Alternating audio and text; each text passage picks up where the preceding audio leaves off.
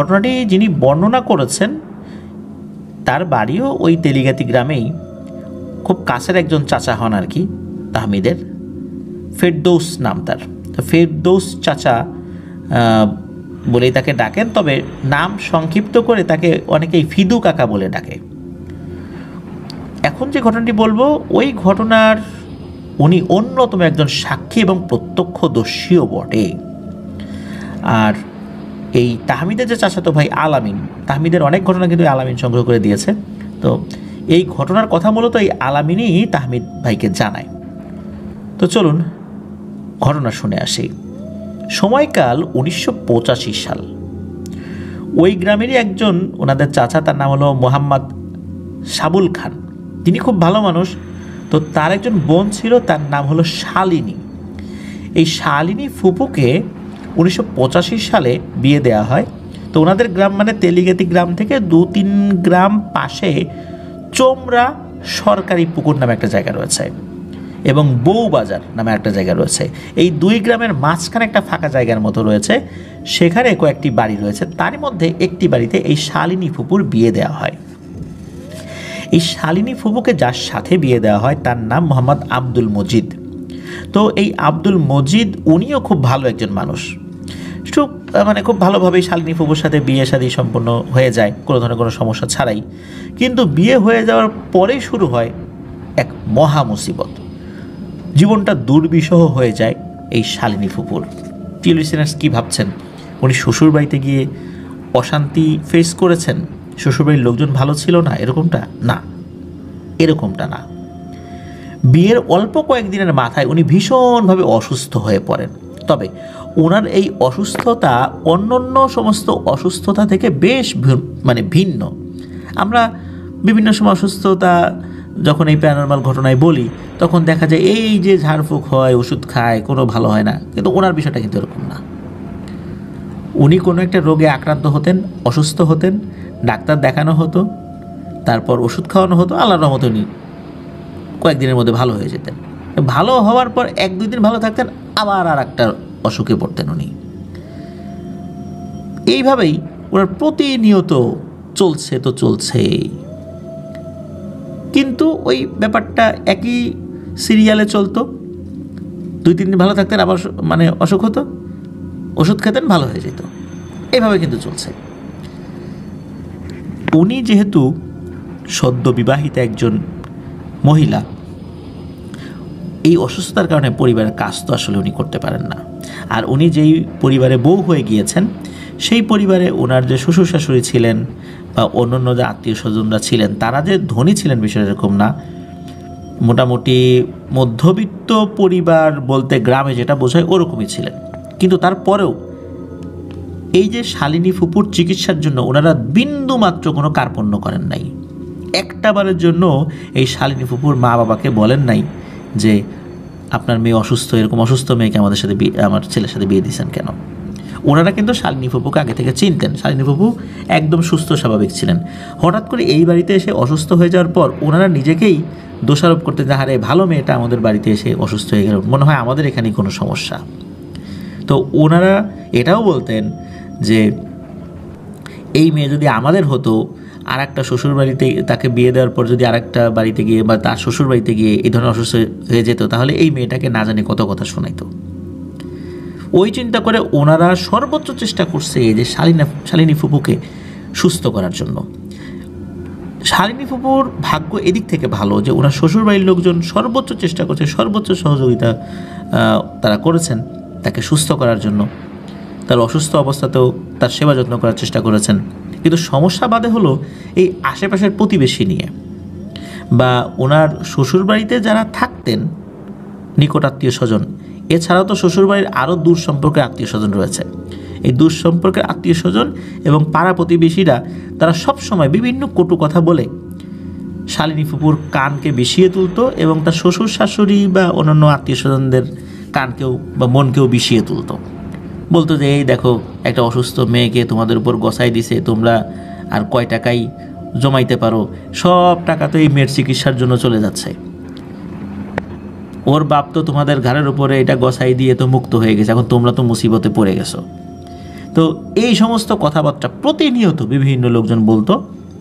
এখন ওনার শ্বশুর শাশুড়ি বা ওই শ্বশুরবাড়িতে যারা থাকতেন তারা কিন্তু এই বিষয়ে পাত্তা না দিলেও শালিনী ফুপু প্রতিনিয়ত এই ধরনের কথা শুনতে শুনতে শুনতে শুনতে না ওনার মনটা বিষিয়ে গিয়েছিলেন, উনি একদম অস্থির হয়ে গিয়েছিলেন, যার ফলশ্রুতিতে উনি নিজের উপর খুব বিরক্ত হয়ে কয়েকবার আত্মহত্যার চেষ্টাও করেছেন, অনেকবার আত্মহত্যার চেষ্টা করেছেন বিভিন্নভাবে, কিন্তু আল্লাহর অশেষ রহমতে প্রতিবারই কেউ না কেউ দেখে ফেলেছে এবং উনি বারবার বেঁচে গিয়েছিলেন। এভাবেই চলছিল ওনার দিন। এই যে অসুস্থতা এটা ছাড়ে না। এই যে কত হুজুর দেখানো হয়েছে যে এটা কি প্যারানর্মাল বিষয় কিনা, কোনো হুজুর কিচ্ছু বলতে পারেন না। তার যে প্যারানর্মাল কোনো সমস্যা নাই এইটাও বলতে পারেন না, তার যে প্যারানর্মাল সমস্যা আছে এটাও বলতে পারেন না। এইখানেই এক রহস্য ঘনীভূত হতে থাকে। আসলে ব্যাপারটা কি? গ্রামে একটা কথা প্রচলিত রয়েছে, ভাদ্র মাসের যে অমাবস্যা হয়ে থাকে এটা নাকি খুব ভয়ঙ্কর হয়ে থাকে। এই ভাদ্র মাসের অমাবস্যা এমন ভালো করে বলার উদ্দেশ্য হচ্ছে অনেক দুষ্টু মানুষতান্ত্রিক, জিনতান্ত্রিক, তারপরে পিশাচ জিনেরা নাকি এই ভাদ্র মাসের অমাবস্যায় শয়তানকে উদ্দেশ্য করে বলি দিয়ে নিজেদের শক্তি বৃদ্ধি করে থাকে। এই ঘটনার সাথে এই ভাদ্র মাসের অমাবস্যার সম্পর্ক কি? গ্রামে এই ভাদ্র মাসের অমাবস্যাকে স্থানীয়ভাবে ওই ভাদ্রইরা অমাবস্যা এভাবে বলে আর কি। তো একদিন এই শালিনী ফুপুর স্বামী আব্দুল মজিদ মিয়া উনি কোনো একটা কাজে বাইরে বের হয়েছেন। সালটা 1985 সাল, তো শুরুতেই ঘটনা বলেছে আর কি, বিয়ের পরপরই তো উনি অসুস্থ, এভাবে তো 1 বছর গিয়েছে, সাল হয়তো 1986 সাল এরকম হতে পারে আর কি। তো ওনার স্বামী তো বাইরে গিয়েছেন আর কি কোনো একটা কাজের জন্য, আর উনি বলেই গিয়েছিলেন যে কাজ করতে করতে দেরি হয়ে যাবে, রাত্রে আর বাড়িতে ফিরবো না, পরের দিন ফিরবো, কারণ উনি বেশ দূরেই যাবেন। আর ওই সময় তো রাস্তাঘাট এত ভালো ছিল না, তারপর আবার তেলিগাতি গ্রাম থেকে মেইন শহর, বেশ অনেকটা পথ পাড়ি দিতে হবে। আর ওই সময় তো ওই এলাকায় বিদ্যুৎও ছিল না। আর শালিনী ফুপুর সমস্যাটা তো এটা প্যারানর্মাল কোনো সমস্যা না, এটা সবাই বুঝতে পেরেছে, কারণ কোনো হুজুর তো এই বিষয়ে যে প্যারানর্মালের কোনো টাচ রয়েছে এই বিষয়ে বলতে পারেন নাই। তো যার কারণে তারা এটাকে অ্যাজ ইউজুয়াল অসুস্থতা থাকে না, কিছু মানুষের সবসময় 12 মাস রোগ থাকে, মনে করছে ওইরকম কিছু একটা হবে আর কি। তো এই যে আব্দুল মজিদ মিয়া উনি তো পরন্ত বিকেল যখন হয়ে যায় তখন তো বুঝতে পারছেন আর তো আসতে পারবেন না, যদিও চেষ্টা করেছেন আসার জন্য, বাড়ি থেকে বলে আসছিলেন। তো যাই হোক, ওই রাত্রে এই ভাদ্র মাসের অমাবস্যার আধারে পুরো আকাশ কিন্তু ছেয়ে যায়, নেমে আসে ঘোর অন্ধকার। উনি তো বাড়িতে নাই। রাত নেমে আসার সাথে সাথে প্রতিদিনের মতো সবাই খেয়ে দিয়ে ঘুমিয়ে পড়ে আর কি। তো শালিনী ফুপু উনি খাওয়া দাওয়া করে ঘুমিয়ে পড়েছেন। আর ওনার কিন্তু শুধু এই অসুস্থতা ছাড়া কোনো কথাবার্তায় কোনো অসংলগ্নতা ছিল না, কোনো পাগলামি ছিল না, তারপর শিকল দিয়ে বেঁধে রাখার এই যে ব্যাপারগুলো, এগুলো কিচ্ছু ছিল না। কেউ দেখে বিশ্বাসই করবে না ওনার প্যারানর্মাল কোনো সমস্যা আছে কি নাই, সবাই বলবে উনি একদম স্বাভাবিক। তো শালিনী ফুপু খাওয়া দাওয়া করে উনি ওনার ঘরে ঘুমিয়ে পড়েছেন।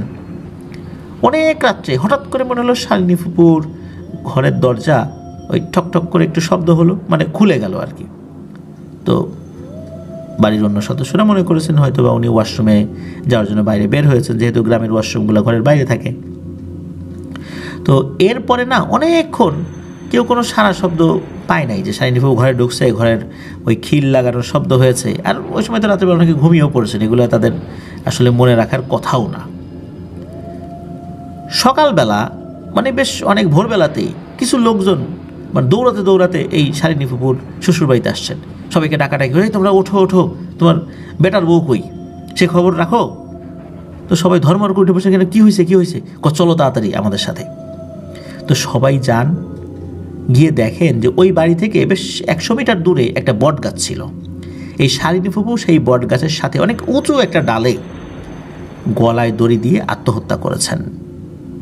এর আগে উনি অনেকবার চেষ্টা করেছেন, কিন্তু আল্লাহর রহমতে উনি বেঁচে গিয়েছেন। কিন্তু এবার এটা কি হলো, উনি অনেক উঁচুতে আত্মহত্যা করলেন গিয়ে ওই গাছের ডালে, এত উপরে। তো উনি তো গাছে চড়তে জানতেন না ওইভাবে ওখানে উনি উঠলেন কিভাবে?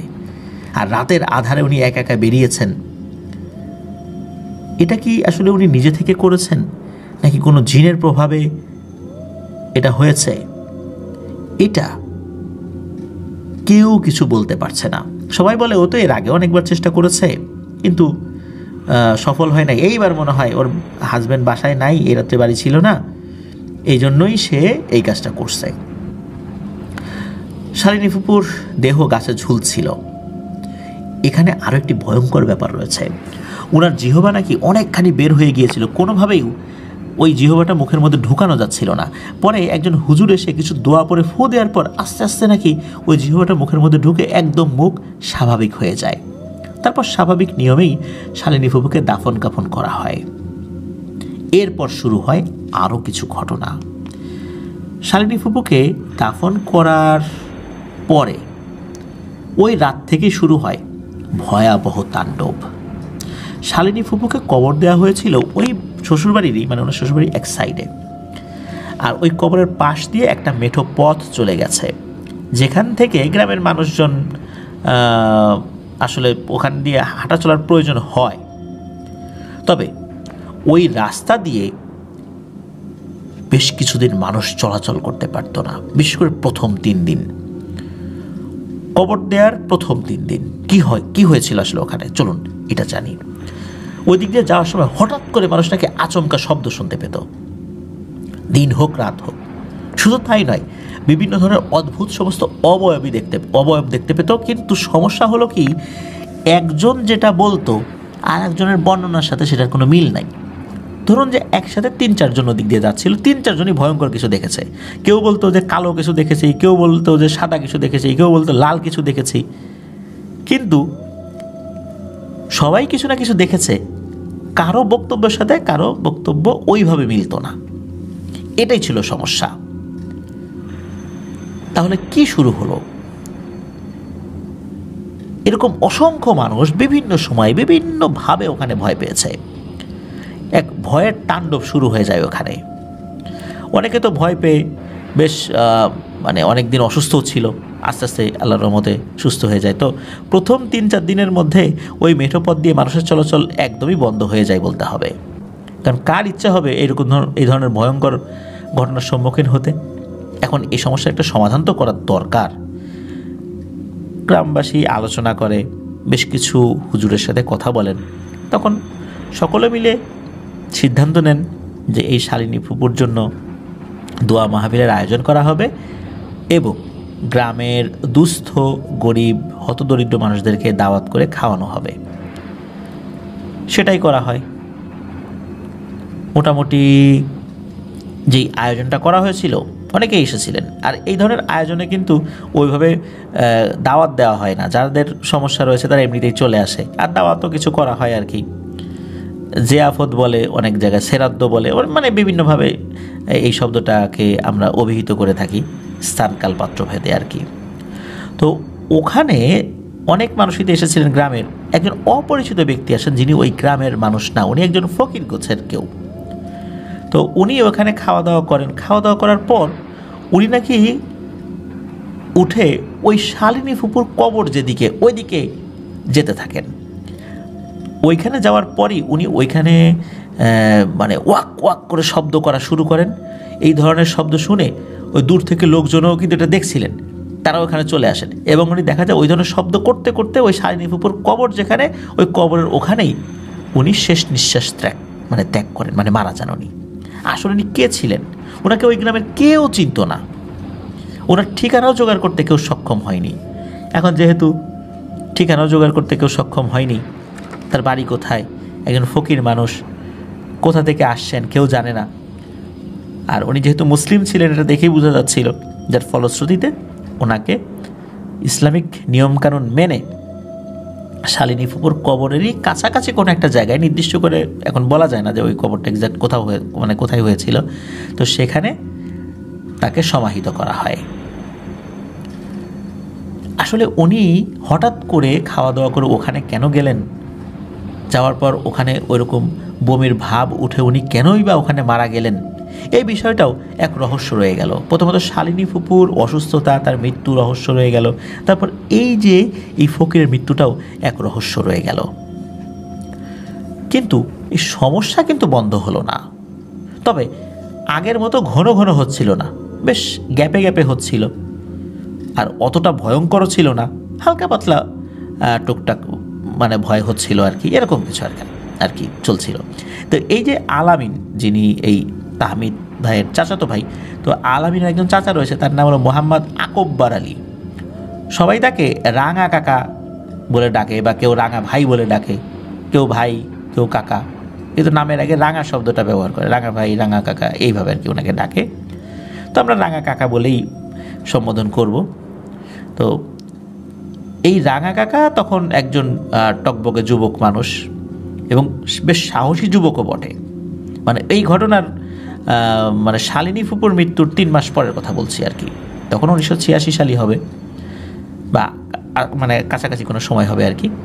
তার বয়স তখন 20-22 বছর এরকম আর কি। তো উনি ওই সময়ে ওনার বাড়ির পাশেই একজনকে প্রাইভেট পড়াতেন, আর ওই যে শালিনী ফুপুর শ্বশুরবাড়ি, ওই শ্বশুরবাড়ির পাশেই এক বাড়িতে উনি প্রাইভেট পড়াতেন আর কি। একটা বাচ্চা মেয়েকে উনি পড়াতেন, মেয়েটি তখন ক্লাস 5 বা 6-এ পড়ে এরকম।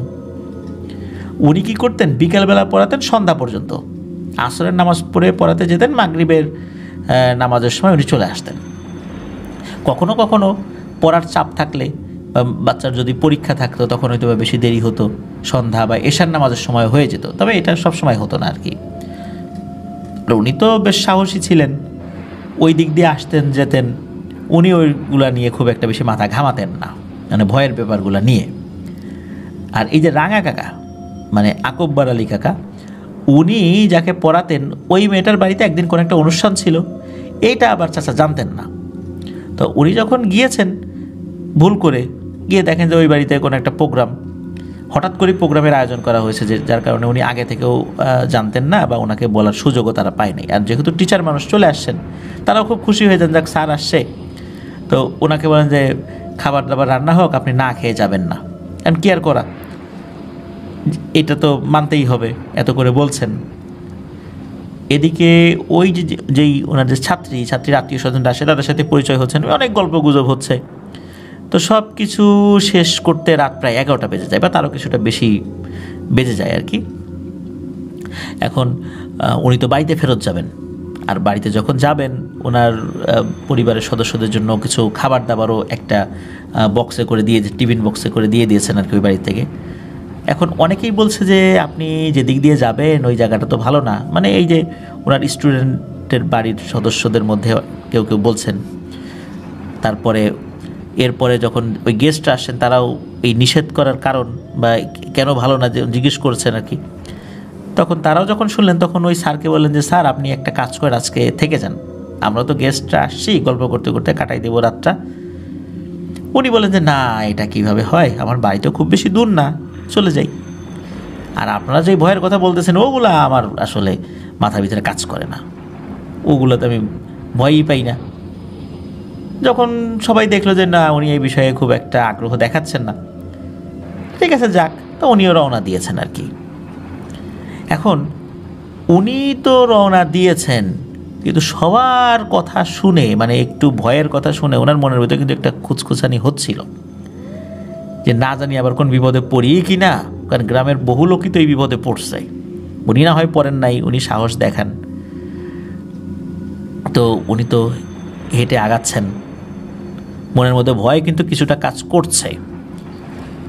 রাত তখন 12টা প্লাস হয়ে গেছে, চারদিকে শুনশান নীরবতা। মাটির রাস্তা ধরে উনি এগিয়ে চলছেন এক পা করে, আর একাধারে পড়ে যাচ্ছেন আয়াতুল কুরসি, দুরূদ শরীফ, এটা কিন্তু পড়েই যাচ্ছেন। হঠাৎ করে উনি দেখতে পান যে ওই যে কবর, শালিনী ফুপুর কবর, ওটার কাছাকাছি চলে আসছেন। আর ওই কবরের একটা সাইড থেকে মনে হলো সাদা কাপড় পরা একটা বৃদ্ধা মহিলা বের হলো। আমরা নামাজের সময় রুকুতে গেলে যেভাবে আমরা ঝুঁকে থাকি, মনে হচ্ছে ওই মহিলাটা বয়সের ভারে ওইভাবে ঝুঁকে রয়েছে। সাদা চকচকে একটা শাড়ি পরা, অন্ধকারের মধ্যেও শাড়িটা বেশ চকচক করছে, হাতে একটা লাঠি রয়েছে, আর রাস্তাটা শুকনা ছিল। উনি যখন লাঠি নিয়ে এগিয়ে আসছিলেন, ইচ্ছা করেই মনে হচ্ছে ঠক ঠক ঠক ঠক শব্দ করছেন। শব্দটা বেশ আওয়াজ আকারে কানে এসে লাগছিল আর কি ওনার। এই রাঙা কাকার। চারদিকে শুনশান নীরবতা হওয়ার কারণে মনে হচ্ছিল এই আওয়াজটা আরও বেশি কানে লাগছে। আর হ্যাঁ, ওইভাবে ওই কুঁজো হয়ে থাকার কারণে ওনার মুখটা কিন্তু ওইভাবে দেখা যাচ্ছিল না। আর আমরা যদি নাক চেপে ধরে কথা বলি, কেমন নেকো নেকো সুরে কথা হয় না, তো ওরকম করে হঠাৎ করে নাকি বলে ওঠে, হ্যাঁ রে রাঙা আমি কোন পথ দিয়ে যাব, হ্যাঁ রে রাঙা আমি কোন পথ দিয়ে যাব, এইভাবে 2 বার বলে। আর ওই বৃদ্ধা মহিলাকে দেখে রাঙা চাচা তো বুঝতে পারছেন যে এই জায়গায় এসে সবাই পায় ভয়, ওই কবরের ওই পাশ থেকে এই বুড়ি মহিলা বের হয়ে আসছে, এইটা তো স্বাভাবিক কিছু না। আর উনি তো বেশ সাহসী, এবং অনেকে আবার যখন ওই ওনার স্টুডেন্টের বাড়ি থেকে রওনা দেয়, সবাই আবার মানে বলে দিয়েছিল কখনো যদি ভয় পাওই সাহস হারাবা না, সাহস দেখাবা। তো উনি আবার অতিমাত্রায় সাহস দেখাতে গিয়ে করেছেন কি, উনি ওই বৃদ্ধা মহিলাকে বলছেন, গো বুড়ি তুমি আমার কিচ্ছু করতে পারবা না, এই বলে ওনার বাম হাতের বৃদ্ধাঙ্গুলি দেখাচ্ছে যে তুমি আমার কিচ্ছু করতে পারবা না। এরপরে উনি হাঁটা দিয়েছেন।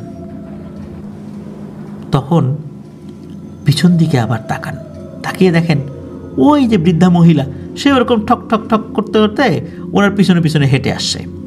তো ঘুরে যখন তাকিয়ে দেখেন যে ওই বৃদ্ধা মহিলাও হেঁটে আসছে, তখন আবার বলে, ও বুড়ি তুমি আমার চেনো নাই, আমি কিন্তু অন্য 8-10 জন মানুষের মতো না, তুমি কিন্তু আমার কিচ্ছু করতে পারবা না, তুমি আমাকে ভয় দেখাইতে পারবা না। এইভাবে তুচ্ছ তাচ্ছিল্য করে বেশ রসিকতা করতেছে, কিন্তু উনি কিন্তু জানে যে এইটা কোনো স্বাভাবিক মানুষ না। হঠাৎ করে ওই বৃদ্ধা মহিলা বলে ওঠে, ও তাই না, আমি কিচ্ছু করতে পারবো না, আচ্ছা চল আগা। এদিকে রাঙা চাচা তো এগিয়ে যাচ্ছেন, পিছন থেকে ঠক ঠক শব্দ কিন্তু হচ্ছে, ওই বৃদ্ধা মহিলা কিন্তু আসছে। হঠাৎ করে রাঙা চাচার কাছে মনে হলো ওনার চোখ যত দূর যায় যে গাছপালা বা আশেপাশে যে গাছপালাগুলো রয়েছে, কোনো বাতাস ছাড়াই মনে হচ্ছে দুমড়ে মুচড়ে ভেঙে যাচ্ছে, এমন একটা অবস্থা। আর রাতটা এমন ছিল যে পূর্ণিমা হয়তো একদিন আগে পরে হয়েছে আর কি, এই জন্য চাঁদের আলো অতটা না থাকলেও কমও ছিল না, মোটামুটি পরিষ্কারই দেখা যাচ্ছিল। আর ওই চাঁদের আলোতে আর চারদিকে শুনশান নীরবতা সব কিছু মিলিয়ে এক ভয়ঙ্কর রূপ নিয়েছিল, যখন গাছপালাগুলো মনে হচ্ছিল ভেঙে চলে চুরমার হয়ে যাচ্ছে। উনি তো বাড়ির পথে জোরে জোরে হাঁটতে থাকেন, আর ওই যে বৃদ্ধা মহিলা সেও কিন্তু ঠক ঠক করতে করতে তার পিছন পিছন চলছে, পিছ কিন্তু ছাড়ছে না। আর ওই যে কিছু লোক বলে গিয়েছে যে সাহস ধরে রাখবা, উনি আবার পিছন দিকে ঘুরে যখন দেখেন যে ওই বৃদ্ধা মহিলা হেঁটে আসে, আবার উনি বলেন, ও বুড়ি তুমি তো আমার কিচ্ছু করতে পারবে না। কিন্তু আসলে উনি মনে মনে খুব ভয় পাচ্ছিলেন এবং ওনার সাহস আস্তে আস্তে কমছিল। আর মাঝে মাঝে আবার ওই বৃদ্ধা মহিলা বলছিল, ও তাই না, কিচ্ছু করতে পারবো না রে, কি বলিস রে, চল চল আগা, বাড়ির দিকে যা।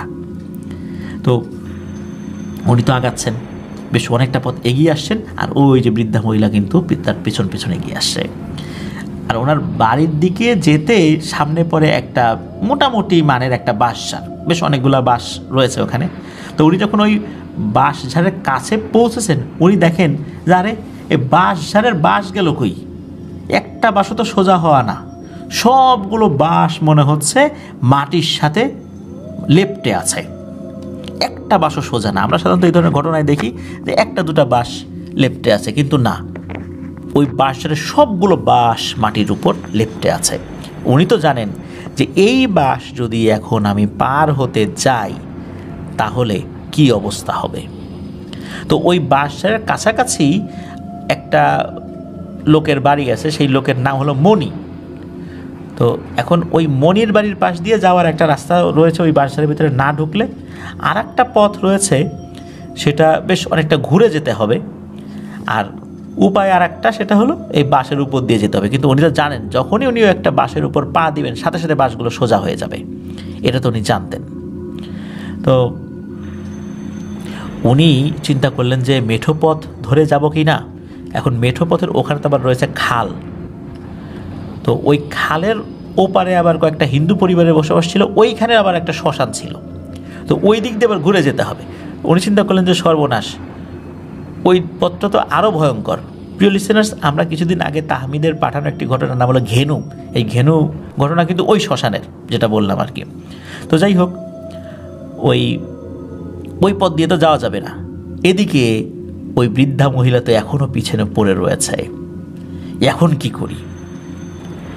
এখন উনি করেছেন কি, ওই যে মণি, যে ওই মণির বাড়ির দিকে দিয়েছেন দৌড়, এবং চিৎকার করতে করতে দৌড় দিয়েছেন। ওনার চিৎকার শুনে ওই বাড়ির সদস্যরা উঠে গেছে ঘুম থেকে, আরে এত রাত্রে তো চিৎকার চেঁচামেচি করে। তারা দ্রুত বের হয়ে আসছে। তারা বের হয়ে এসেই দেখে যে একটা লোক দৌড়ে এসেই তাদের সামনে সজ্ঞান হয়ে পড়ে গেছে। আর ইতোমধ্যে আরও বেশ কয়েকজন ব্যক্তি বের হয়ে আসছেন। তাদের মধ্যে একজন হলো মজিবর দাদা, জাফর দাদা, আর যে আলামিন যে ঘটনা দিতে সাহায্য করেছে, ওদের বাড়ির লোকজনও বের হয়ে এসে তাকে ধরে বাড়িতে নিয়ে যায়।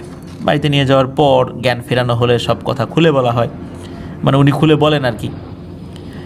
যখনই মানুষজন শুনেছে যে এই ধরনের একটা ঘটনা ঘটছে, তাড়াতাড়ি আবার ঘর থেকে বের করে গরম পানির সাথে আবার কয়লার পানি দিয়ে গোসল করিয়ে নাকি তাকে আবার গোয়াল ঘরের চারদিক থেকে ঘুরিয়ে আনা হয়েছে। গ্রামের একটা রীতিনীতি আর কি, ভয় পেলে মানুষ এরকম করে। তারপর ওই এলাকার একজন ব্যক্তি যেমন আবুল বাশার হুজুর, বর্তমানে উনি ওইখানে রয়েছেন। এই আবুল বাশার হুজুরের আব্বা বা চাচা, নিশ্চিতভাবে বলতে পারিনি, তাহমিদ, তাকে ডেকে এনে ঝাড়ফুঁক করানো হয়। এদিকে এই বাহ্যিকভাবে সাহস দেখাতে গিয়ে এই রাঙা চাচার অবস্থা তো খুব খারাপ হয়ে গেছে। প্রচণ্ড ভয় পেয়েছিলেন যে উনি হেঁটে যাচ্ছেন, পিছনে এইরকম একটা ভয়ঙ্কর একটা পিশাচিনী হেঁটে আসছে। মূলত তাকে মেরে ফেলার চেষ্টা করা হয়েছিল আর কি, কিন্তু আল্লাহর অশেষ রহমতে পারেনি। আর যেহেতু পারছিল না, এই জন্য আরও বেশি রাগান্বিত হয়েছিল। আর রাগান্বিত হওয়ার পেছনে আরও একটা মানে যৌক্তিক কারণ ছিল। এই রাঙা চাচা বারবার পেছন দিকে ঘুরে বলছে, ও তুমি আমার কিচ্ছু করতে পারবা না, বারবার হাতের বৃদ্ধাঙ্গুলি দেখাচ্ছিল, যাতে করে ওই পিশাচিনীটা আরও রাগান্বিত হয়েছিল। যাক, আল্লাহর রহমতে বড় ধরনের কোনো বিপদ আপদ ওনার হয়নি। আয়াতুল কুরসি, দুরূদ শরীফ এগুলো পড়ছিলেন উনি। তো রাঙা চাচা কিন্তু ভালো আছেন, সুস্থ আছেন। ওনার এখন 4টা সন্তান রয়েছে। আর এই যে শালিনী ফুপুর, ওনার যে হাজব্যান্ড আব্দুল মজিদ, উনি কিন্তু মারা গিয়েছেন। আসলে শালিনী ফুপুর এই অসুস্থতার কারণ কেউ বলতে পারেনি, এটা রহস্য রয়ে গেছে। ওনার মৃত্যুটাও রহস্য রয়ে গেছে। এবং উনি যেহেতু এই ভাদ্র মাসের অমাবস্যায় মারা গেছেন, সকলেই বলে যে এইটা আসলে কোনো ভয়ঙ্কর পিশাচের কাজ, তাকে বলি দিয়েছে। এই অসুস্থতা বা তার আত্মহত্যা, এই সবগুলোই এই পিশাচের কাজ, অনেকে এটা মনে করেন। তবে ওনার জীবিত অবস্থায় এই বিষয়ের সমাধান কেউ দিতে পারেনি। তো এটি ছিল ঘটনা। ধন্যবাদ তাহমিদ ভাইকে, প্রতিনিয়ত আপনার ওয়ার্ল্ডের লিসেনারদের জন্য দারুণ দারুণ গ্রামের সমস্ত ঘটনাগুলো পাঠিয়ে যাচ্ছেন। আশা করছি আপনার মাধ্যম দিয়ে গ্রামের এই ধরনের আরও অনেক ঘটনা আমরা ইনশাল্লাহ পেতে থাকব। প্রিয় লিসেনার্স, আপনারাও আমাদেরকে ঘটনা পাঠাতে থাকুন। বেশি বেশি করে ঘটনা পেলে আপনাদের সাথে অনেকটা পথ আমরা পাড়ি দিতে পারবো ইনশাল্লাহ, এবং আশা করছি সেটা আমরা সক্ষম হব। আল্লাহ আমাদেরকে আরও দীর্ঘ সময় একসাথে এই পথ চলায় সামিল থাকার তৌফিক দান করুন, এবং প্রতিনিয়ত যেন আরও অনেক এই পথের পথিকদেরকে আমরা সাথে পাই, এই কামনাও আমরা করি।